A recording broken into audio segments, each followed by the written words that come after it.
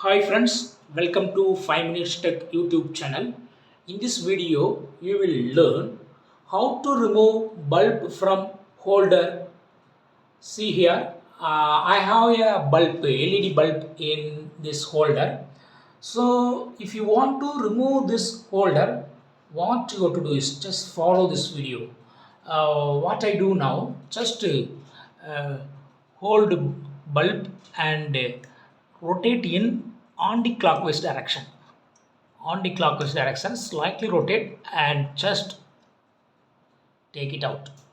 Yes, you can easily remove bulb from holder. Okay, so suppose if it is more tight, slowly rotate. Okay, don't do it hard because it will damage this part. Okay, if this part is damaged, then you cannot fit this into again into the holder, and the bulb will be no use. Okay, bulb will become no use. Okay, so do carefully. Okay, again I do it. Okay, now I fit. To fit, what you have to do is just put in the cap and rotate in clockwise direction. Okay, yes, it's finally fixed. Okay,